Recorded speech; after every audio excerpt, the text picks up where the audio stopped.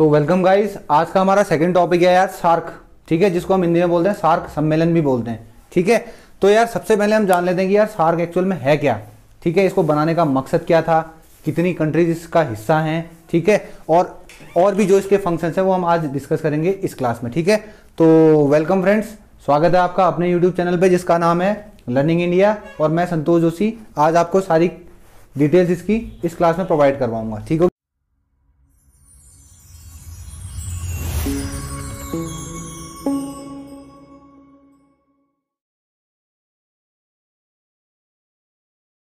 गया। देखिए, सबसे पहली चीज आती है यार सार्क। सार्क है क्या? सार्क एग्जाम में एक डायरेक्ट क्वेश्चन पूछता है, एसएससी के एग्जाम्स में ले लो, आप किसी भी स्टेट एग्जाम्स में ले लो, तो क्या पूछता है कि सार्क की फुल फॉर्म क्या है। तो सबसे पहला पॉइंट है यार आपका, सार्क की फुल फॉर्म आपकी south Asian association for regional cooperation. देखिए, जैसे कि इसका मतलब ही बता रहा है कि यार ये क्या कर रहा है, सार्क यानी कि साउथ एशियन देश, ऐसे देश जो एशिया के साउथ में है। ठीक है, उनका एक कॉम्बिनेशन है, उनका एक ग्रुप है, ग्रुप ऑफ कंट्रीज हैं जो क्या करती हैं, एक दूसरे को कोऑपरेट करती हैं। जैसा कि इसकी फुल फॉर्म में मेंशन किया हुआ है, south Asian association for regional cooperation. ठीक है, पहला पॉइंट आपका ये बनता है। एग्जाम में क्वेश्चन पूछता है कि यार इसके फंक्शंस क्या क्या हैं, ये क्यों बनी थी, इसका पर्पस क्या है। तो देखिए, एक दूसरे को सबसे पहले आप कोऑपरेशन से समझिए कि यार एक दूसरे को ये कोऑपरेट करते हैं किस फील्ड में, एक दूसरे की कंट्री में गरीबी हटाने के लिए, ठीक है, डेवलपमेंट लाने के लिए, और टेररिज्म से क्या करने के लिए, कैसे लड़ा जाए, इस चीज़ के लिए क्या कर रखा है इन्होंने, आपस में एक ग्रुप बना रखा है, एक फॉर्म कर रखा है, ग्रुप फॉर्म कर रखा है, जिसके लिए आपस में काम करते रहते हैं। ठीक है, देखिए एग्जाम में पूछता है कि यार सार्क में कितने देशों का ये समूह है, यानी कि कितनी कंट्रीज इसकी मेंबर्स हैं। तो आपका सिंपल सा आंसर है कि यार SAARC is a combination of 8 countries, यानी कि इसमें कितने देश शामिल हैं, आपके 8 देश शामिल हैं। वो 8 देश कौन कौन से हैं वो अभी हम डिस्कस करेंगे। ठीक है, यानी कि ये 8 देशों का एक समूह है, ये ग्रुप ऑफ 8 कंट्रीज। ठीक हो गया। देखिए एग्जाम में अगला क्वेश्चन पूछता है आपसे कि यार ये फॉर्म कब हुआ था, यानी कि ये स्टेब्लिश कब हुआ था, इसको बनाया कब गया था। ठीक है, ये बनाया गया था आपका फाउंडेड ऑन 8 दिसंबर 1985, यानी कि 1985 में, और डेट क्या थी आपकी, 8 दिसंबर थी। ये पहली बार बनाया गया था, फॉर्म किया गया था, जो कहाँ हुआ था आपकी, इसकी पहली मीटिंग कहाँ हुई थी आपकी, ढाका में हुई थी। और ढाका किसकी कैपिटल है आपकी, बांग्लादेश की। जहाँ तक आपको डाउट नहीं होना चाहिए, पहली मीटिंग जो हुई थी आपकी वो हुई थी ढाका में, और कब हुई थी आपकी, 8 दिसंबर, यानी कि 8 दिसंबर 1985 में हुई थी। ठीक है, बट इसका हेडक्वार्टर कहाँ पे है, एग्जाम में पूछता है कि यार सार्क का हेडक्वार्टर कहाँ पे है। तो आपका सिंपल सा आंसर है, इसका हेडक्वार्टर है आपका काठमांडू, जो कि बनाया गया था कब, 16 जनवरी 1987, 2 साल के बाद। यहाँ पे थोड़ा सा कंफ्यूजन होता है यार। देखो एग्जाम में पूछता है कि इसकी पहली मीटिंग कब हुई थी, तो जो पहली मीटिंग हुई थी वो तो आपकी ढाका में हुई थी, बट जो इसका हेडक्वार्टर है वो कहाँ पे है आपका, काठमांडू, जो कि है नेपाल की कैपिटल है। ठीक है, देखिए जब 1985 में जब ये पहली मीटिंग हुई थी तो उस टाइम पे कितनी कंट्रीज इसका हिस्सा थी, 7 कंट्रीज इसका हिस्सा थी, यानी कि 7 देशों ने उस वक्त क्या किया था, पार्टिसिपेट किया था। जब ये सार्क बना था, कौन से ईयर में बना था आपका, 1985 में, उस वक्त थी 7 कंट्रीज। धीरे धीरे 2007 में जब इसकी 14th मीटिंग हुई या 14th समिट हुआ, जो कि इंडिया में हुआ था 2007 में, तो एक कंट्री ने और पार्टिसिपेट किया था जिसका नाम है आपका अफगानिस्तान। यानी कि करंट में अगर पूछा जाएगा आपसे कि टोटल अभी कितनी कंट्रीज हैं, तो अभी तो 8 कंट्रीज हैं, बट जब ये बना था, जब ये स्टेब्लिश हुआ था, जब ये फॉर्म हुआ था, उस वक्त कितनी कंट्रीज ने इसका पार्टिसिपेट किया था, कितनी कंट्रीज इसका हिस्सा रही थी। तो आपका आंसर होगा 7 कंट्रीज। एक क्वेश्चन और पूछता है कि कौन से ईयर में या कौन से सम्मेलन में, जिसको हम समिट बोलते हैं, कौन से समिट में अफगानिस्तान सार्क का हिस्सा बना था। तो आपका आंसर क्या होगा, 14th समिट में। ईयर पूछेगा तो 2007 में। जो मीटिंग कहाँ हुई थी आपकी, इंडिया में हुई थी, न्यू दिल्ली में। ठीक है, earlier 7 countries, Afghanistan was the 8th country in 2007, 14th summit 2007 में। क्लियर है। देखिए इसका मोटो क्या है, इसका मकसद क्या है, इसका मोटो है आपका deeper integration for piece and prosperity. Simple सा है, एग्जाम में आपको दिखेगा, टिक कर देना। ठीक है, देखिए इसके फंक्शंस क्या क्या हैं हम डिस्कस कर चुके हैं। इसके फंक्शंस हैं आपके मेंटेनेंस ऑफ कोऑपरेशन, एक दूसरे का सहयोग करना। दूसरा आपका रिमूवल ऑफ पॉवर्टी, पॉवर्टी मतलब होता है गरीबी, यानी कि एक दूसरे की कंट्री से गरीबी को दूर करना।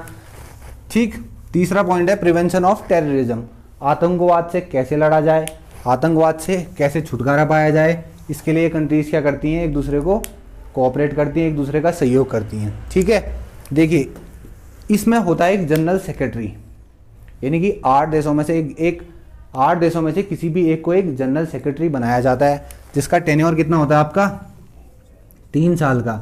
यानी कि सार्क का जो प्रेसिडेंट होता है या आपका जनरल सेक्रेटरी होता है, उसका कार्यकाल कितने साल का होता है, उसका टेन्योर होता है आपका 3 इयर्स का। ठीक है, और हर 3 साल के बाद क्या होता है, जनरल सेक्रेटरी इनका चेंज होता है। ठीक है, उन्हीं 8 कंट्रीज में से, उन्हीं 8 देशों में से एक को सिलेक्ट किया जाता है, जिसका कार्यकाल होता है आपका 3 साल का।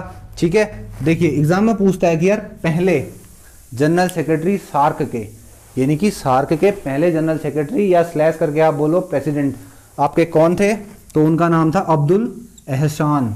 ठीक है, जो कि आपके एक बांग्लादेशी थे। फर्स्ट प्रेसिडेंट या first general secretary of SAARC, तो आपका आंसर होगा अब्दुल एहसान। ठीक है, करंट में जो है आपके, यानी कि करंट में आपके हैं 14th, जो आपके 14th हैं ये कौन है आपके, इशाला रुवान, ये आपके श्रीलंकन यानी कि श्रीलंका के हैं। इतना क्लियर है, डाउट नहीं होना चाहिए यार। क्वेश्चन वीडियो समझ में अगर नहीं आ रहा है तो आप प्लीज़ एक बार इसको दोबारा देखिए, आपके सारे डाउट्स क्लियर हो जाएंगे। शार्क से किसी भी एग्जाम में अगर पूछा जाएगा तो इससे बाहर आपसे क्वेश्चन नहीं पूछे जाएंगे यार, जितना भी आपको पढ़ाया जा रहा है यहाँ पे इसके बाहर क्वेश्चन नहीं पूछे जाएंगे। बेसिकली एसएससी और स्टेट्स के एग्जाम में क्या होता है आपका, शार्क से बहुत सारे क्वेश्चन पूछे जाते हैं। ठीक है, तो अगला चीज जनरल सेक्रेटरी हम डिस्कस कर चुके हैं। करंट में कौन से हैं, 14th हैं। ठीक है, पहले कौन थे आपके, अब्दुल एहसान थे, जिनका नाम क्या था, जो सॉरी कहाँ से बिलोंग करते थे आपका, बांग्लादेश से बिलोंग करते थे। अभी करंट में जो है आपके 14th कौन है, इशाला रुवान, जो आपके एक श्रीलंकन है। ठीक है, स्टार्टिंग में हमने डिस्कस किया था कि यार शार्क क्या है, 8 देशों का एक समूह है, यानी कि ग्रुप ऑफ 8 कंट्रीज हैं। अब वो 8 कंट्री कौन कौन सी हैं, उसकी एक सिंपल सी ट्रिक है आपके सामने यार। MBBS पिन, MBBS जो आपका डॉक्टरेट से आपका क्या रहता है, लिंकअप रहता है इसका। ठीक है, डॉक्टर बनने के लिए आपको MBBS करना ही पड़ता है अगर आप सर्जन वगैरह बनना चाहते हैं तो, वरना तो PhD भी एक डॉक्टरेट से। ठीक है, उसके बाद आपका पिन से आप लिंक कर लो, MBBS पिन।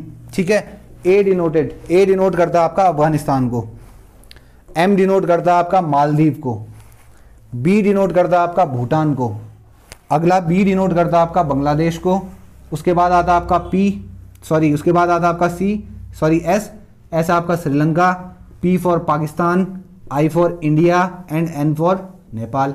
यानी कि ये 8 कंट्रीज ऐसी हैं जो क्या है आपका शार्क का हिस्सा रही हैं। ठीक है, अफगानिस्तान, मालदीव्स, भूटान, बांग्लादेश, श्रीलंका, पाकिस्तान, इंडिया और नेपाल। देखिए शार्क के अलावा इन कभी कभी एग्जाम में पूछ लेता है कि यार इन कंट्रीज की कैपिटल और करेंसी क्या है। तो आइए डिस्कस करते हैं कि ये 8 कंट्रीज जो शार्क का क्या है हिस्सा है, इनकी कैपिटल और इनकी करेंसीज क्या क्या हैं। ठीक है, तो आइए डिस्कस करते हैं यार करेंसी और कैपिटल। ठीक है, देखिए हमने डिस्कस किया था कि यार शार्क में कितनी कंट्रीज हैं आपकी, शार्क में आपकी 8 कंट्रीज हैं। जो कौन कौन सी हैं आपकी, जिसकी मैंने शॉर्ट ट्रिक आपको बताई थी, MBBS pin, A for Afghanistan, M for Maldives, उसके बाद B फॉर भूटान, उसके बाद आता बांग्लादेश, उसके बाद आता श्रीलंका, पाकिस्तान, इंडिया और नेपाल। देखिए एग्जाम में कभी कभी पूछ लेता है कि यार किस कंट्री की कैपिटल क्या है और उस कंट्री की क्या है आपकी करेंसी क्या है। करेंसी बोले तो मुद्रा, कैपिटल बोले तो कैपिटल हो गया। ठीक हो गया। सबसे पहली चीज आती है आपकी अफगानिस्तान। देखिए अफगानिस्तान की जो कैपिटल है आपकी वो है आपकी काबुल, और जहाँ की करेंसी क्या है आपकी अफगानी है। ठीक है, अफगानिस्तान 8वीं कंट्री है जो सार्क का क्या बना था आपका 8वां मेंबर बना था, यानी कि 8th मेंबर ऑफ सार्क। ठीक है, कंफ्यूज नहीं होना यार। अफगानिस्तान 2007 में 8वां मेंबर बना था शार्क का। उसके बाद सेकंड आता आपका मालदीव, जो कि क्या है एक कंट्री है, उसकी कैपिटल क्या आपकी मेल। ठीक है, और उसकी करेंसी आपकी रुफिया, RUFIYAA। ठीक, थर्ड पॉइंट आपका भूटान की कैपिटल सभी को पता है थिम्पू। ठीक है, और इसकी करेंसी थोड़ा सा अलग नाम है यार, इसको नोट कर लेना आप। इसका है एन साइलेंट है तो गल्ट्रम बोलते हैं इसको। ठीक है, गल्ट्रम। फोर्थ पॉइंट आते हैं आपका बांग्लादेश में क्या हुआ था, शार्क की पहली मीटिंग हुई थी आपकी 1985 में। ठीक, जिसकी कैपिटल कहाँ है आपकी ढाका। और आपका करेंसी क्या है यहाँ की, बांग्लादेशी टका बोलते हैं इसको, TAK, टाका या टका कुछ भी बोल लो आप। 5th पॉइंट में आता है आपका श्रीलंका, थोड़ा सा इंपॉर्टेंट है आपका श्रीलंका। श्रीलंका की कैपिटल क्या है, देखिए श्रीलंका की 2 कैपिटल है, एक लेजिस्लेटिव है आपकी, एक एग्जीक्यूटिव है। लेजिस्लेटिव वो होती है जो कानून को क्या करती है, जो बिल को क्या करती है, पारित करती है, कानून बनाती है, और आपका एग्जीक्यूटिव क्या होती है, जो लागू करती है।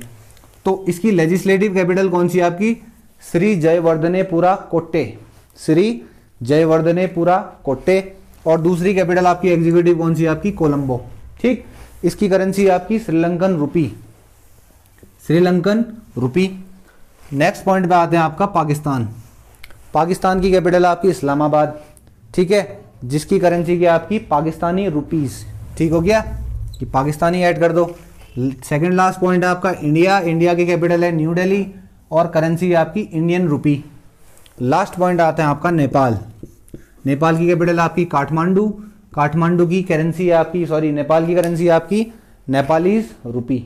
ठीक हो गया। तो गाइज यार आज की क्लास में इतना ही है, हमने सार्क को डिस्कस किया है इस टॉपिक में। आपको कोई भी डाउट हो तो प्लीज हमें कमेंट कीजिए। मिलते हैं नेक्स्ट क्लास में, till then bye bye, take care, जय हिंद।